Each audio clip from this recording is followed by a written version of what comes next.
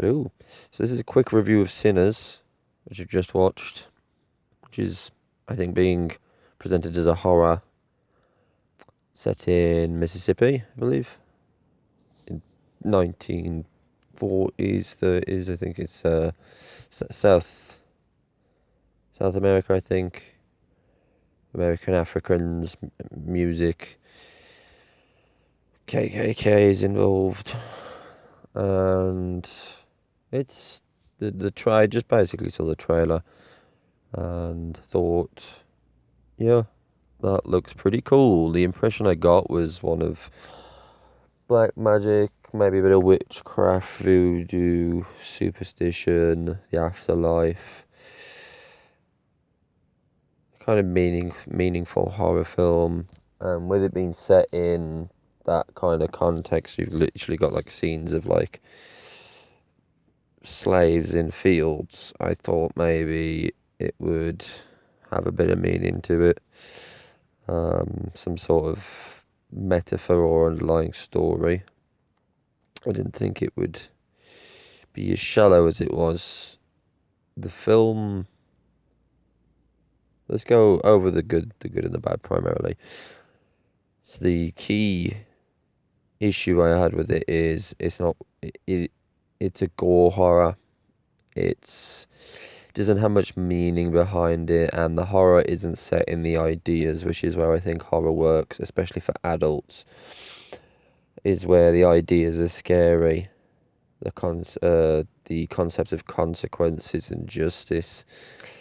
It's not scary for me personally. Horror doesn't work. It's not scary if it's kind of mindless and it's just like, oh, there's this thing and it just kills people.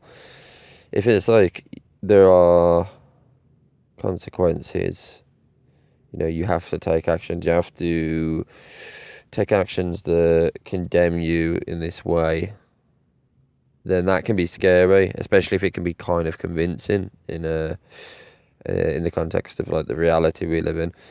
If it's just you're in the wrong place and now this thing's gonna kill you, and it's like it can be scary in a graphic gore way if you're not as conditioned to that, but it's not very scary in the sense of sitting there and watching it as an idea and learning it and being like, that's actually a scary concept, which I suppose is considered psychological horror, but for me, all horror is psychological.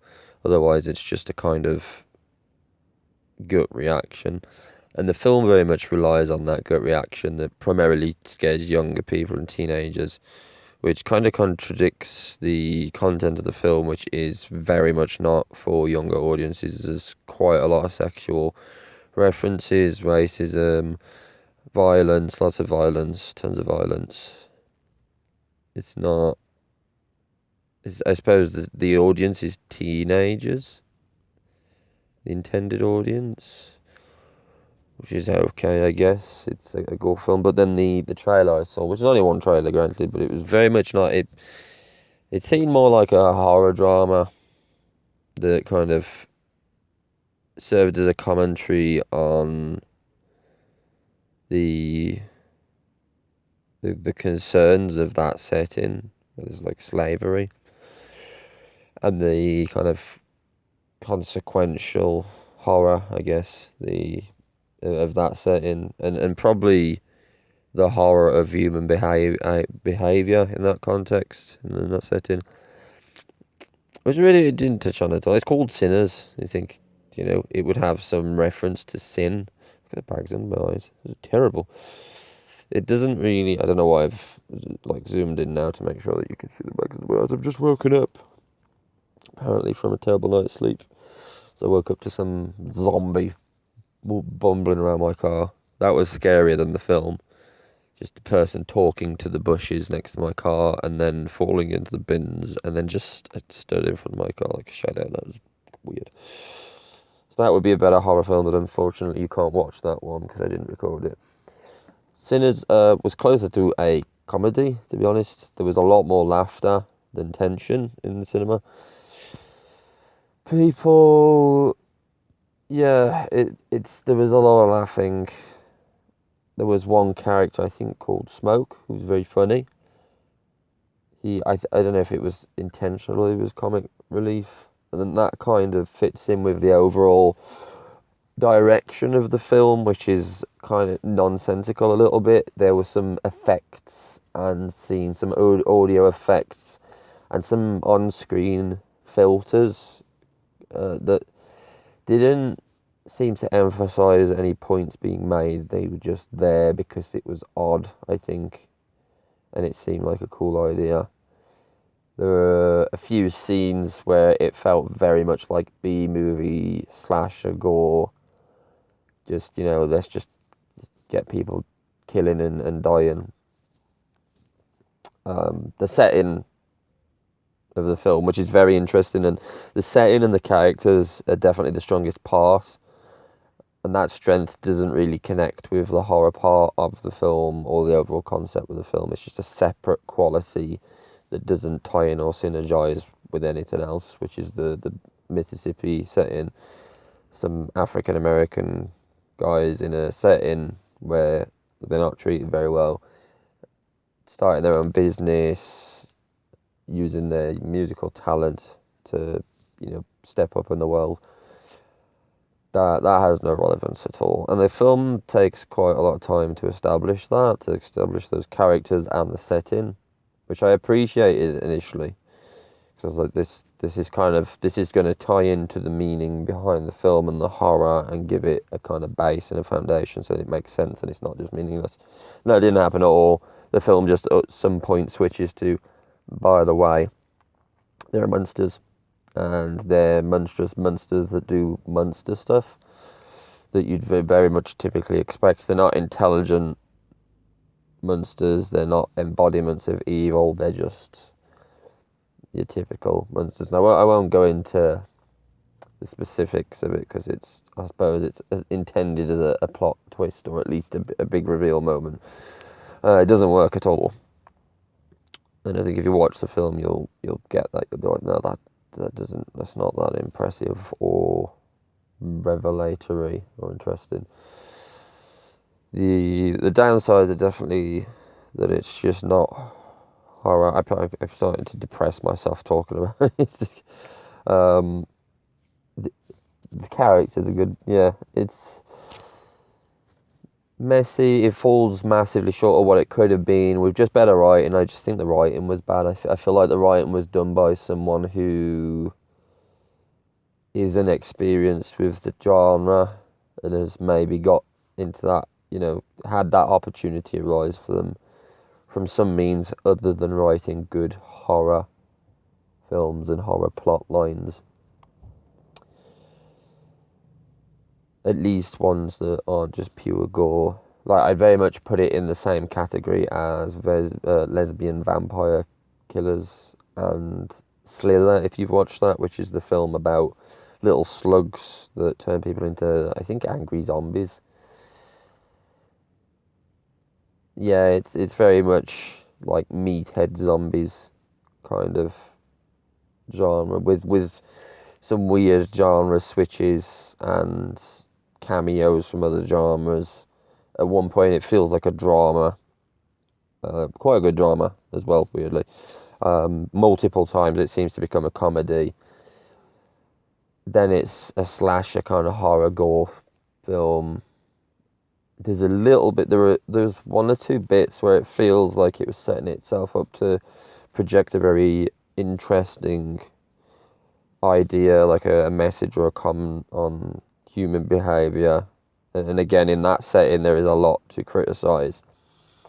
And a lot that would be considered sin, which is the name of the film.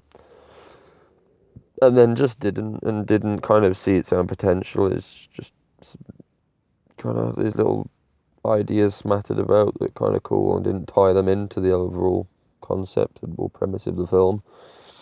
It's really got nothing to do with Sinners at all. I don't know why it's called Sinners.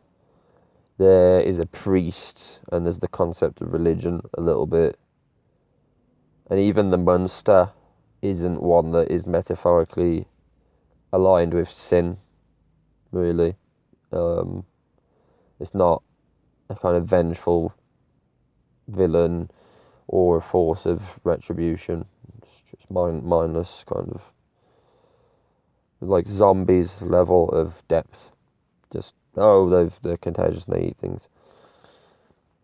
But yeah, I'll wrap it up there. I wanted to kind of go into detail about where it fell short. I think I don't want to just kind of slate it without explaining why I think it's not really a very good film.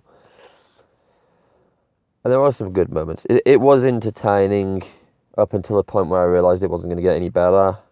It was a nice surprise that there was some comedy, and then you kind of sat there. And there was a point where I could have left the cinema and I honestly not missed anything. The characters were the only saving grace, apart from the little bits of quite decent humour actually. Not overly funny humour, but just not. I think with the expectation of it being a horror film, that the humour catches you off guard, and you're actually like, oh, this is quite nice. The characters were great, and I really wish that the story had been better and had more thought and meaning behind it. Because all of the actors were very good. The characters, a lot of them not too deep, but all the ones that are mainly on screen most of the time are pretty great characters. I wouldn't recommend watching it at the cinema. The cinema setting doesn't really enhance the experience. There's not enough tension. The sound design, or maybe not the sound design, but the music, the scoring, as they call it in the industry for some reason. The music is bizarre. It's even more nonsensical and irrational than a lot of the writing. Just to add that cherry on top at the end there. Constantly, I was just like, why is this music happening now? It was probably used to try and emphasize it and give it some character. Again, there's bits where there's just metal, what I consider like heavy metal music, which I think just throwing it in, where it was placed, it could have really had a lot of emphasis if it had been surrounded with other logical writing decisions that supported the theme of the film, which isn't present. The kind of conceptual theme isn't really present. So again, some good little ideas. It felt like a series of like, that's a good idea, yeah, do that, and then no connection between it, no meaning between it. Yeah, thank you for watching. I hope this can inform your decision. I would leave it until someone else buys it on DVD or something. DVD. I don't know if that's the thing anymore. Probably download. People do that now, don't they? I'm not actually that old. Okay, there we go. Goodbye now.